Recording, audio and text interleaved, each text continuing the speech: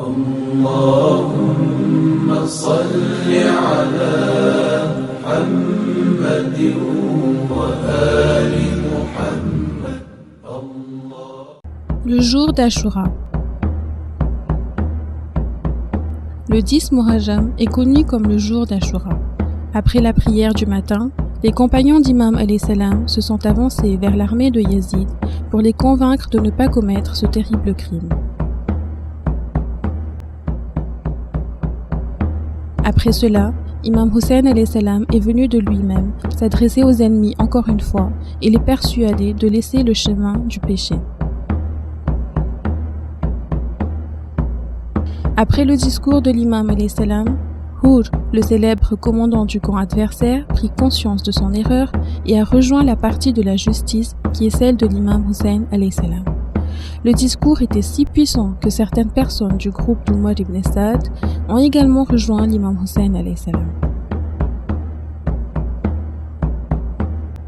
En voyant le résultat des paroles de l'imam Hussein alayhi salam, Umar ibn Saad, le commandant de l'armée de Yazid, craignait qu'une grande partie de ses troupes ne soit affectée. Il déclara donc que tout le monde soit témoin qu'il jetait la première flèche dans la bataille et il tira une flèche vers Imam alayhi salam.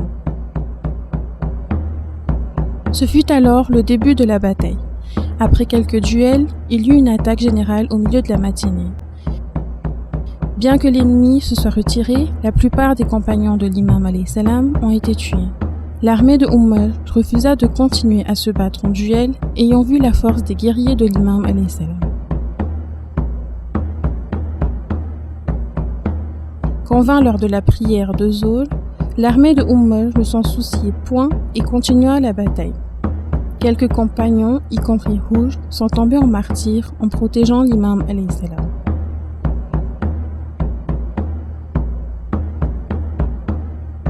Dans l'après-midi, ce fut Ali Akbar, le fils de Imam Hussein alayhi salam, qui a été le premier à être martyrisé parmi les membres de la famille de l'imam Hussein alayhi salam.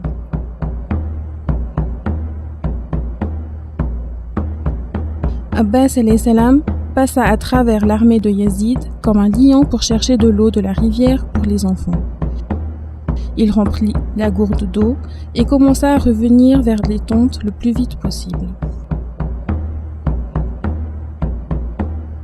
Mais les ennemis le suivirent et tirèrent plusieurs flèches vers lui jusqu'à toucher la gourde, renversant l'eau et finalement ils tirèrent sur Abbas alayhi salam.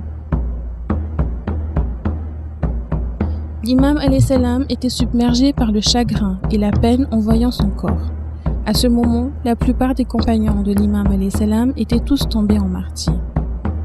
Son fils, l'imam Zaynul Abidin alayhi salam, était gravement malade. Imam Hussein alayhi salam avait une très grande patience. Comment était-il capable de supporter cette tragédie? L'imam prit son fils dans ses bras, il le trouva inconscient, ses yeux étaient enfoncés et ses lèvres s'étaient desséchées à cause de l'intensité de la soif. Il l'a ensuite porté vers les ennemis, espérant qu'il ressentirait un peu de sympathie. Peut-être allait-il lui donner de l'eau, mais au lieu de cela, ils tirèrent une flèche tuant l'enfant. Imam Hussein alayhi salam fit ses adieux aux femmes et aux enfants et entra dans le champ de bataille. Il donna son dernier discours afin d'exhorter encore une fois les ennemis à reconsidérer leurs actions. Les ennemis d'Allah entourèrent l'imam alayhi salam de tous les côtés et son sang pur coulait de leurs épées. Certains historiens rapportent que l'imam alayhi salam avait au moins 120 blessures dues aux coups d'épée, de lances et de flèches. L'imam alayhi salam est resté sur le sol un moment jusqu'à ce que les ennemis d'Allah finissent par le décapiter. Imam alayhi salam est tombé en martyr pour que la justice soit établie sur la terre.